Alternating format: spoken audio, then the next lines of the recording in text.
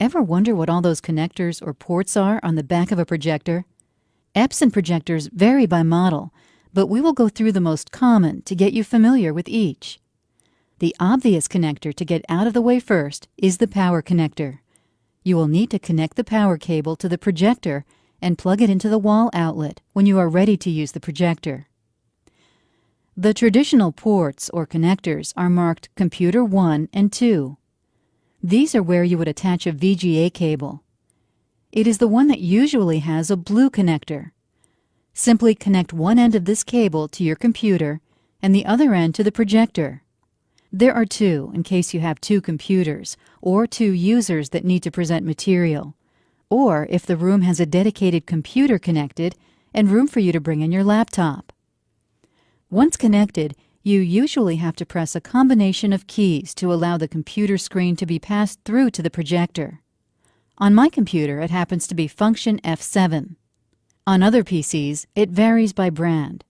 On Apple computers, you would need to connect the VGA cable to a mini DisplayPort adapter. Then select System Preferences from the Apple menu, then select Displays. Next, click Detect Displays. Make sure the VGA display or color LCD dialog box is selected.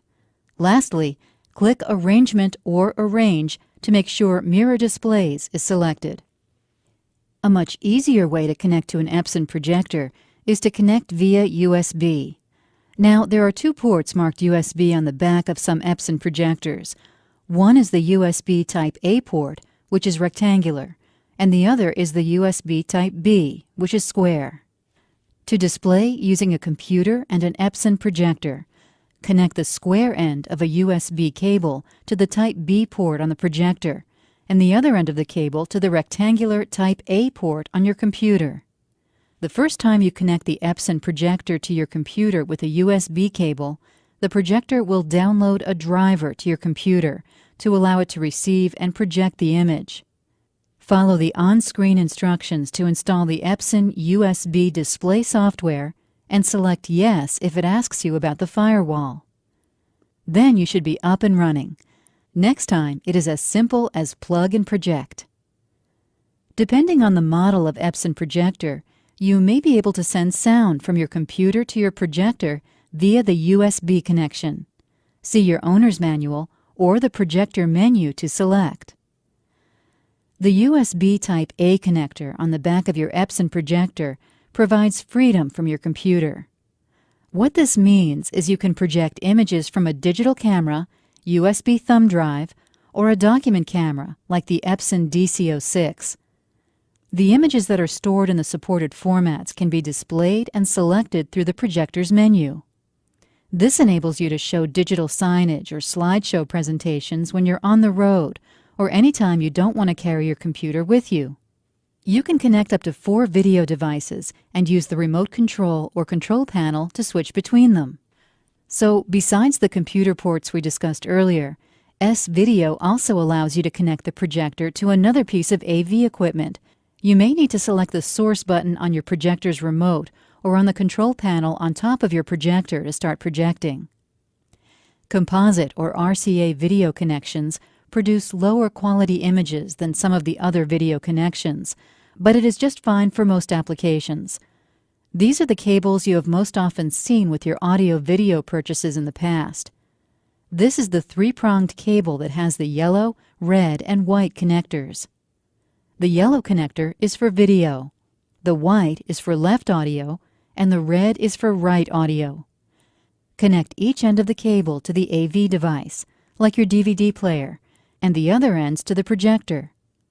Please select the source button on your projector's remote control or on the projector's control panel if the image doesn't come up automatically. Then you're ready to go. A little note, if you are using your projector with a device other than a computer and the video quality is important to you, here is a list of the video connection quality on a scale of 1 to 10, 1 being the worst and 10 being the best. HDMI and DVI are the best with component in a close second, followed by S-Video, then VGA, and composite falling in last. If you are asking how to use component, Well, you simply use an adapter that converts VGA to component and connect the VGA side to the projector's computer port and the component side to your AV device. HDMI and DVI are the digital connections that other AV devices can use. The Blu-ray players and other newer AV equipment often use HDMI. They are simply plug and play, like USB. Plug the HDMI cable into the projector and the other end into your AV device. It's very easy. The microphone input jack is used to take advantage of the internal speakers of the projector. This allows you to connect a microphone so that you can elevate your voice level and be heard by more of your audience without shouting at them. It definitely makes for a more pleasant experience for all. Want to show a presentation from your computer with sound? This can be anything from a video or presentation that has an audio track. Simply connect a mini jack cable like this to the audio in port. This will send the sound from your computer to the projector's speaker so that your whole audience can hear it as well as see the images. If you want to attach external speakers that may be louder than your projector's internal speaker, you can do that too. Simply connect them to the audio out connector on the back of the projector and rock the room. To have multiple screens or to see the presentation on a monitor facing you so you don't have to turn around to look at the screen as you present, simply connect another VGA cable to the monitor out connector on the back of your projector and to the back of a monitor. The RS-232C port is there for advanced users. Most people may never have the opportunity to use this, since it is used to download firmware updates to the projector or to use it with a control system. Either way, you need to be familiar with RS-232C connections to use the port. If you are a novice, you can just ignore this one. The LAN connection, if applicable, is also for more advanced use. With this connection, you can connect to the network, which allows you to do several things which vary by Epson projector model. It can allow you to present images over the network. It can enable remote teaching or reaching multiple audiences simultaneously. Networking allows you to monitor and control your projectors remotely, which can save money.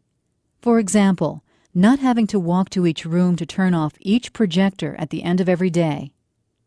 It can also enable message broadcasting, which is simply using your projector to post messages to multiple locations. For example, if there is a pep rally in the quad at lunch or a sale in the bookstore. It is an instant digital signage to all networked Epson projectors. Wireless connection, if applicable, is a great way to future-proof your projector purchase. Whether it comes with the USB wireless module, you purchase it separately, or you are connected through an access point to your wired network, this feature can give you freedom to walk around as you present. It is wonderful since it allows you to interact with your audience.